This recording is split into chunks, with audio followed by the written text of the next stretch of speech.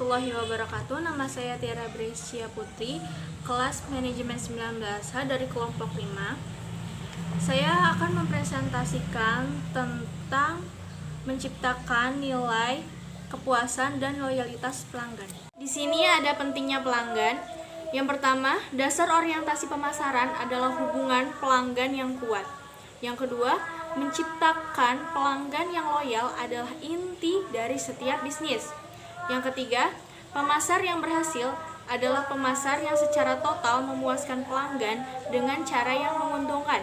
Yang keempat, suatu bisnis disebut sukses jika berhasil mendapatkan, mempertahankan, dan menumbuhkan pelanggan. Berikutnya ada perubahan orientasi perusahaan. Di sini ada dua piramida. Yang pertama ada diagram organisasi tradisional. Puncaknya adalah manajemen puncak. Yang kedua manajemen menengah. Yang ketiga ada orang-orang garis depan. Yang keempat ada pelanggan.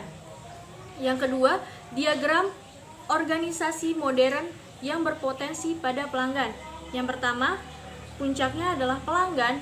Yang kedua, orang-orang garis depan. Yang ketiga, manajemen menengah. Yang keempat, manajemen puncak. Dan di sekelilingnya ada pelanggan-pelanggan. Yang pertama ada pelanggan. Pelanggan adalah pemaksimal nilai. Mereka membentuk ekspektasi nilai dan bertindak berdasarkan nilai tersebut. Yang kedua ada orang-orang garis depan. Mereka adalah orang-orang memenuhi, melayani, dan memuaskan pelanggan mereka. Yang ketiga, ada manajemen menengah yang tugasnya mendukung orang-orang yang ada di garis depan sehingga mereka dapat melayani pelanggan dengan baik dan sesuai. Dan selanjutnya pada piramid dasar ada manajemen puncak yang tugasnya memperkerjakan dan mendukung manajemen yang ada di level menengah. Berikutnya ada di sisi kanan dan di sisi kiri pelanggan-pelanggan yang berada di sisi-sisi piramid yang mengindikasikan bahwa manajemen di semua tingkat baik di piramid atas maupun piramid bawah bagaimana mereka mengetahui, memenuhi dan berupaya untuk melayani pelanggan-pelanggan mereka. Selanjutnya ada nilai persepsi pelanggan. Nilai persepsi pelanggan selisih antara penilaian pelanggan prospektif atas semua manfaat dan biaya dari suatu penawaran terhadap alternatifnya, yang terdiri dari yang pertama, total manfaat pelanggan. Nilai moneter mengumpulkan manfaat ekonomi, fungsional, dan psikologis yang diharapkan pelanggan dari suatu penawaran, baik produk, jasa, personel, dan citra. Yang kedua, total biaya pelanggan. Kumpulan biaya persepsi yang diharapkan pelanggan untuk dikeluarkan dalam mengevakuasi, mendapatkan, menggunakan, dan menyingkirkan suatu penawaran pasar moneter, waktu, energi, dan psikologis. Selanjutnya ada determinan nilai yang dipersepsikan pelanggan. Pada tabel pertama ada nilai yang dipersepsikan pelanggan. Tabel selanjutnya total manfaat pelanggan dan total biaya pelanggan. Yang selanjutnya manfaat produk dan biaya moneter. Selanjutnya ada manfaat jasa dan biaya waktu. Selanjutnya ada manfaat personal dan biaya energi. Dan yang terakhir ada manfaat citra dan biaya psikologis. Selanjutnya akan dibawakan oleh rekan saya. Assalamualaikum warahmatullahi wabarakatuh. Perkenalkan, nama saya Mila Uswatun Hasanah dari MN19H. Di sini saya ingin mempresentasikan materi tentang total kepuasan pelanggan.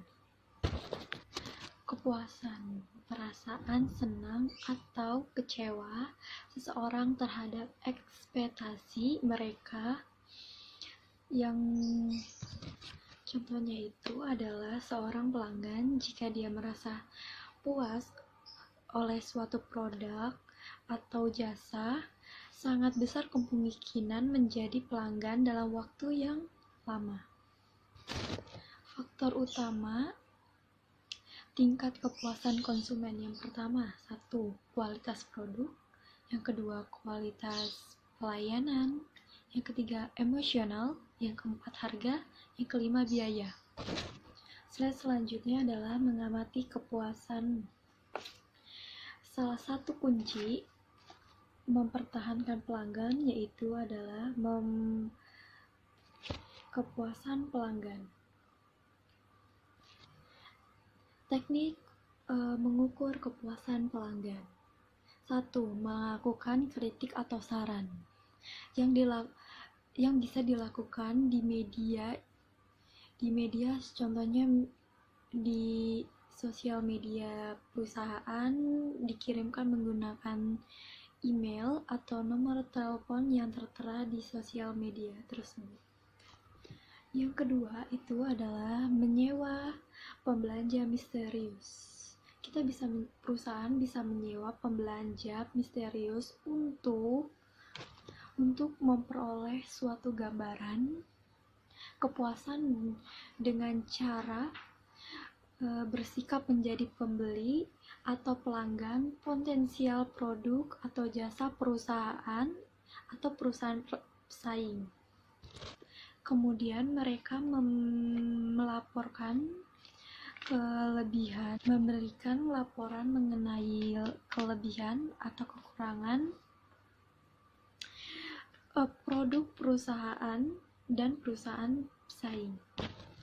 Yang ketiga adalah analisis mantan pelanggan, yaitu perusahaan dapat menghubungi mantan pembeli atau mantan pelanggan yang berhenti membeli produk atau pindah ke perusahaan lain dengan cara menghubungi via chat atau telepon untuk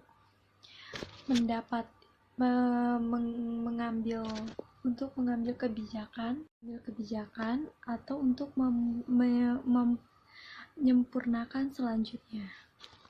Yang keempat adalah survei kepuasan pelanggan. Slide selanjutnya adalah kualitas. Kualitas segala sesuatu yang mampu memenuhi keinginan atau kebutuhan pelanggan. Latar belakang kualitas produk. Konsumen sangat membutuhkan produk, layanan yang berkualitas tinggi, harga terjangkau, dan sesuai dengan manfaat yang diperoleh. Atau perusahaan akan mampu bersaing di pasar jika tingkat kepuasan pelanggan cukup tinggi. Slide selanjutnya adalah Petro pelanggan. 20% pelanggan menghasilkan 80% atau lebih laba perusahaan. Penjelasannya adalah orang pembisnis memahami hukum Petro ini penting untuk melihat hubungan sebab akibat dari berbagai lini bisnis. Menurut prinsip Petro,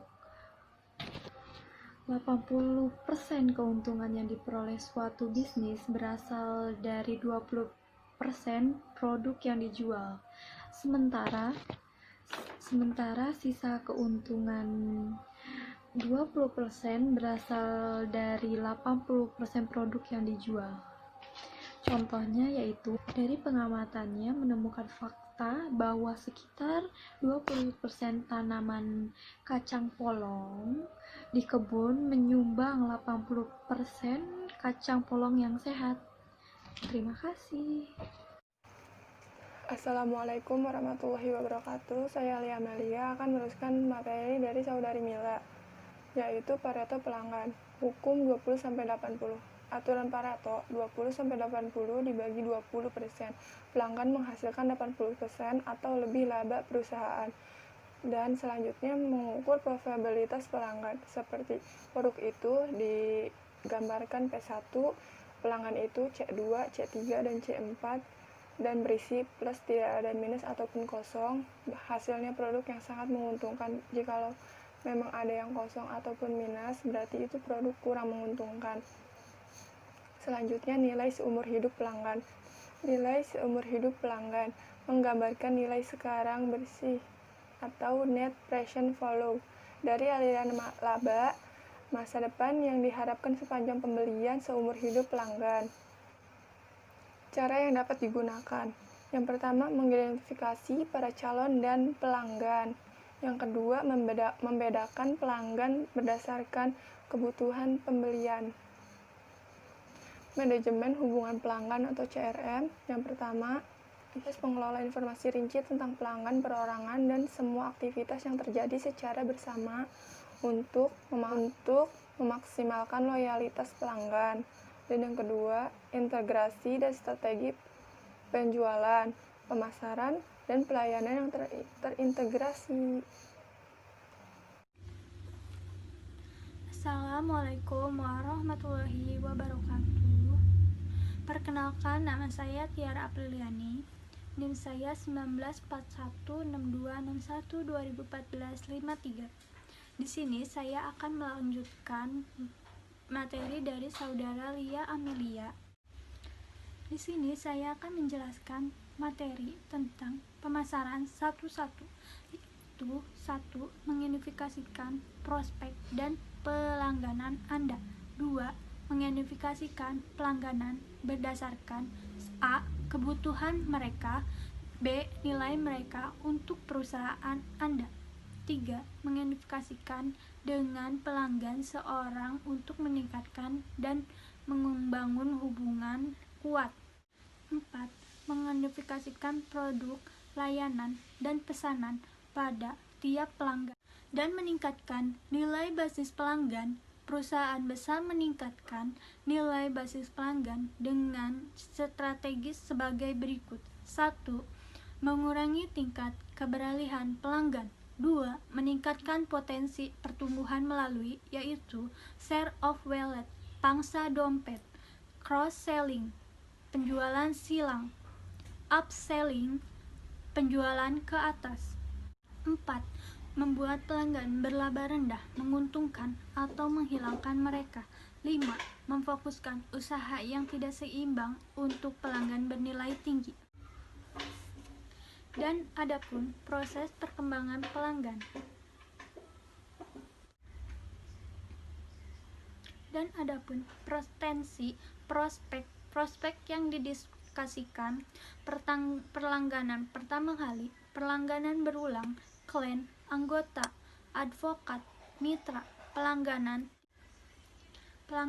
tidak aktif atau mantan pelangganan. Dan adapun beberapa cara membangun loyalitas, yaitu berinteraksi dengan pelanggan. 2. Mengembangkan program loyalitas. 3. Menciptakan ikatan instalasi. Dan adapun membuat ikatan pelanggan yang kuat, yaitu 1. Menciptakan produk, jasa, dan pengalaman yang unggul bagi pasar sasaran. 2.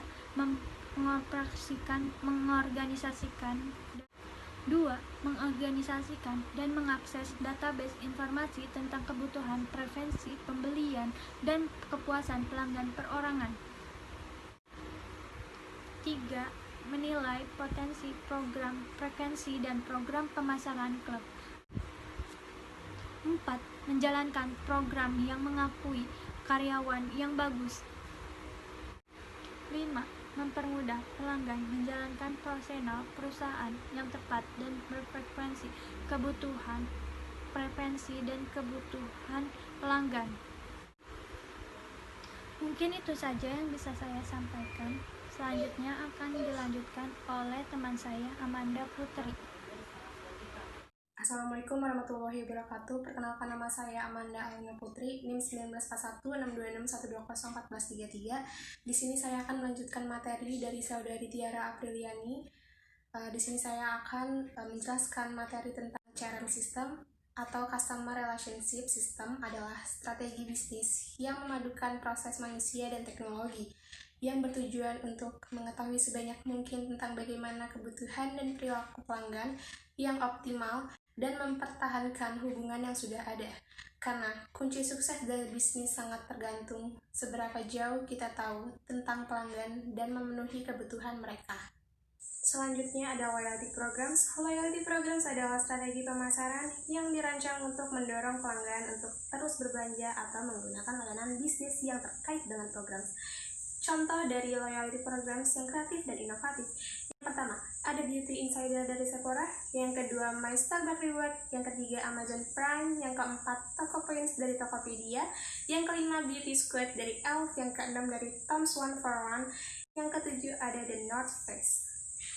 Selanjutnya ada pemasaran database. Pemasaran database adalah proses membangun, memelihara, dan menggunakan database pelanggan untuk bertransaksi dan membangun hubungan dengan pelanggan. Isi ideal database dibagi menjadi dua, konsumen dan bisnis. Isi ideal database konsumen terdiri dari daftar alamat surat, menyurat, dan kontak, transaksi pelanggan, informasi registrasi, pertanyaan telepon, cookies, demografis, visit grafis, dan media grafis.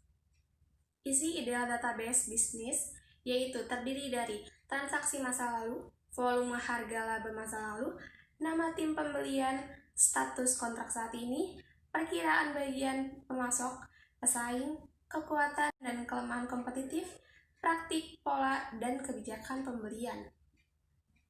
Selanjutnya, ada contoh database pelanggan, yaitu nomor identitas, nama dan alamat pelanggan, nomor telepon, alamat email, nomor handphone, historical transaksi, frekuensi, produk yang dibeli, nilai pembelian, cara pembayaran, dan poin.